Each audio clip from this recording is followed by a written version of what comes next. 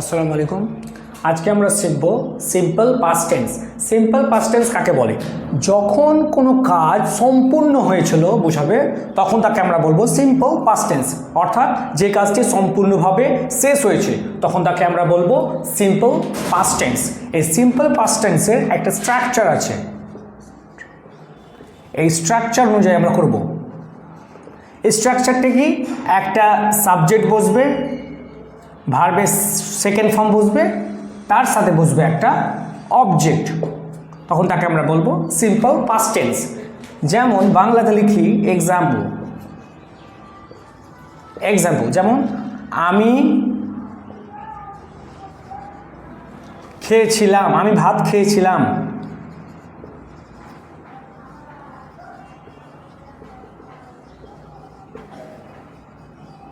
আমি ভাত খেয়েছিলাম, অর্থাৎ ভাত খাওয়া কাজটা আমার সম্পূর্ণভাবে শেষ হয়ে গেছে, আমি ভাত খেয়েছিলাম। তাহলে স্ট্রাকচার অনুযায়ী প্রথমে কী বসাবো আমরা? সাবজেক্ট। এখানে সাবজেক্টকে আই, তাহলে আমের ইংরেজি আই বসে গেল। তারপর বসবে ভার্ব, এখানে ভার্ব কোনটা? খেয়েছিলাম, তা ভার্ব। তাহলে খেয়েছিলামের ইংরেজি হলো ইট মানে খাওয়া, এট মানে খেয়েছিলাম, আর ইটেন এটা হলো ফার্স্ট ফর্ম, এটা হলো সেকেন্ড ফর্ম, আর এইটা হলো থার্ড ফর্ম। তো আমরা সেকেন্ড ফর্মটা বসাবো, এখানে ভার্বের সেকেন্ড ফর্মটা বসবে। তাহলে আই এট, আমি খেয়েছিলাম। আমি কি খেয়েছিলাম? ভাত, রাইস। আই এট রাইস, আমি ভাত খেয়েছিলাম। আর লিখবো সে খেলেছিল, সে খেলেছিল। এখানে শুধু সাবজেক্ট আর ভার্ব বসবে। সে খেলেছিল, তাহলে সে কি? হি। খেলেছিল ওটা ভার্ব, তাহলে প্লেড। কারণ প্লেড তিনটে ফর্ম, একটা প্লে, একটা প্লেড, আর একটা হলো প্লেড। এটা ফার্স্ট ফর্ম, সেকেন্ড, থার্ড। এটা ফার্স্ট, সেকেন্ড, থার্ড, তাহলে এটা বসে গেল। হি প্লেড, সে খেলেছিল। এমনি করে আমরা আরও উদাহরণ দেখবো আমরা স্ট্রাকচার প্রয়োগ করে। এবার আমরা করব কয়েকটা, 4টা উদাহরণ করব আমরা সিম্পল পাস্ট টেন্সের। এই স্ট্রাকচার দেখে আমরা করব। যেমন তারা কবিতা লিখেছিল, তাহলে সাবজেক্ট কি প্রথমে লাগবে? সাবজেক্ট কি প্রথমে? তারা। তা তারার ইংরেজি হলো দে, তারার ইংরেজি দে। তারপর ভার্ব বসবে, লিখেছিল, লিখাটা হলো ভার্ব। তা লেখার ইংরেজি কি?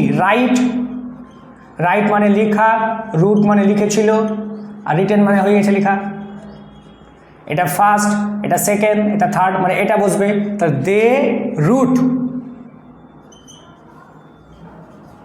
দে রুট পোয়েম,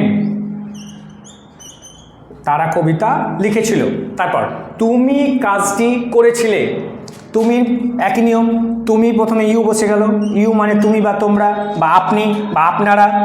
তুমি কাজটি করেছিলে, তাহলে করেছিলেটা ভার্ব, ডু থেকে এসছে, ডু ডিড ডান। তাহলে এটা ফার্স্ট, এটা সেকেন্ড, এটা থার্ড, তার মানে এটা বসবে। ইউ ডিড, তুমি করেছিলে। তুমি কি করেছিলে? কাজটি, দ্য ওয়ার্ক। তুমি কাজটি করেছিলে, ইউ ডিড দ্য ওয়ার্ক। তারপর নাসরিফা স্কুল গিয়েছিল, তাই নাসরিফা বসে গেল।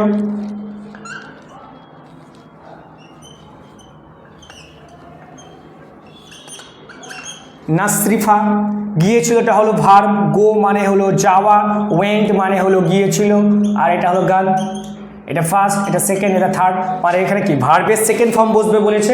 ভার্বের সেকেন্ড ফর্ম মানে এটা বসবে। তা নাসরিফা গিয়েছিল, নাসরিফা ওয়েন্ট, কোথায় গিয়েছিল? School, to school. Nasrifa went to school, Nasrifa school গিয়েছিল। এবার অর্ঘ্য একটি বই পড়েছিল বা পড়েছিল, তার পড়া ইংরেজি কি আমরা জানি? রিডের তিনটেই ফর্ম একই, রিড, রেড, রিড। ঠিক তেমনি পুট, একইভাবে কাট। এই তিনটে ভার্বের ফার্স্ট, সেকেন্ড, থার্ড ফর্ম একই।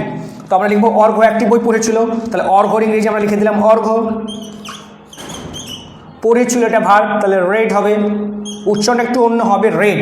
এটা হবে রিড, এটা হবে রেড, কিন্তু বানান একই। অর্ঘ্য রেড রেড, একটি বই এ বুক, অর্ঘ্য একটি বই পড়েছিল। একদম সহজ, আমরা সহজভাবে শিখে নিলাম। সাবজেক্ট আর ভার্বের সেকেন্ড ফর্ম, তার সাথে অবজেক্ট দিয়ে দেবো, হয়ে গেল। আমরা দেখব past continuous tense. Past continuous tense কাকে বলে?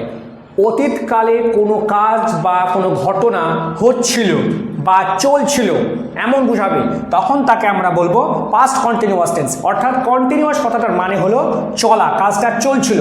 কাজটা কখন চলছিল? পাস্ট, অতীতে, মানে আগে কাজটা চলছিল এমন বোঝাবে, তখন তাকে আমরা বলবো পাস্ট কন্টিনিউয়াস।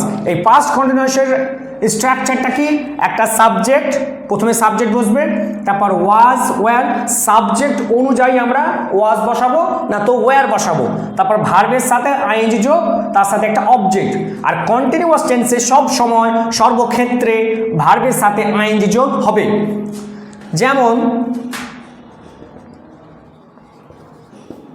যেমন আমি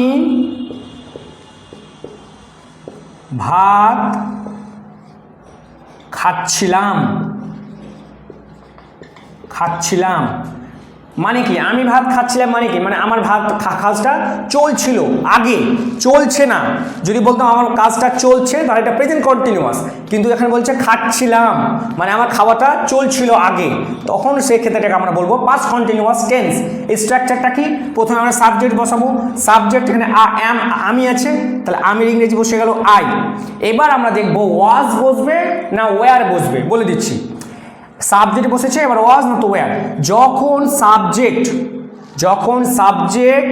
এক বচন বা একজনকে বোঝাবে, তখন আমরা ইউজ করব ওয়াজ। তাহলে এখানে আমরা ইউজ করব ওয়াজ, আই ওয়াজ। খাচ্ছিলাম কথাটা এসছে ইট থেকে, ইটেন, তাহলে খাচ্ছিলাম, তাহলে ইট মানে খাওয়া, তার সাথে আমরা আইএনজি যোগ করে দিলাম, ইটিং, আই ওয়াজ ইটিং, আমি খাচ্ছিলাম। কি খাচ্ছিলাম? ভাত, হয়ে গেল। তারপর তারা মাঠে খেলছিল, মানে আমি যখন মাঠে ওদেরকে ডাকতে যাচ্ছি, তখন দেখছি তারা মাঠে খেলছে, আমি বাড়ি এসে বলবো যে হ্যাঁ ওরা মাঠে খেলছিল। তার কি ফার্স্ট কন্টিনিউয়াস টেন্স। তারার ইংরেজি কি? দে বসে গেল। এবার এখানে আই মানে একজন, আই বলতে বোঝাচ্ছে একজন, তার জন্য ওয়াজ বসলো। এবার দে মানে কি? দে মানে হলো অনেকজন, তার জন্য অনেক যখন বুঝাবে, তখন আমরা বসাবো ওয়্যার, দে ওয়্যার। আর খেলছিল, প্লে মানে খেলা, তিনটেই ফর্ম, প্লেড, তাহলে প্লেটা বসবে, তার সাথে কি করব আমরা? আইএনজি যোগ করে দেব, দে ওয়্যার প্লেয়িং, তারা খেলছিল। কোথায় খেলছিল? মাঠে, ইন দ্য গ্রাউন্ড বা ফিল্ড। ইজি। এমনি করে আমরা আরও উদাহরণ করবো আমরা। তারপর তুমি বই পড়াচ্ছিলে, স্ট্রাকচার অনুযায়ী আমরা বসাবো। তুমি ইংরেজি কি? ইউ বসে গেল। তারপরে হ্যাঁ, ইউ কিন্তু সবসময় প্লুরাল হিসেবে ব্যবহার হয় সব জায়গায়। ইউ ওয়্যার সবসময় প্লুরাল ফর্মে এটা ব্যবহার হয়, সেই জন্য আমরা এখানে ওয়্যার বসাবো। সাবজেক্ট বসে গেল ইউ, তারপর বসবে ওয়্যার, ইউ ওয়্যার। পড়াচ্ছিলে, পড়ার ইংরেজি কি? TEACH, টিচ মানে পড়ানো, তাহলে ইউ ওয়্যার টিচিং, বুক, এ বুক। তুমি বই পড়াচ্ছিলে। তারপর সে গিয়েছিল, হিটা হলো, সে ইংরেজি হলো হি, যাচ্ছিলটা হলো ভার্ব, তাহলে হি এর পর কি বসবে? ওয়াজ, একজনকে বোঝাচ্ছে। হি মানে কি? একজন, হি মানে সে বলতে একজন। হি ওয়াজ গোয়িং, ভার্বের সাথে ING, he was going to police station, সে থানায় যাচ্ছিল। তারপর রহিম কাজটি করছিল,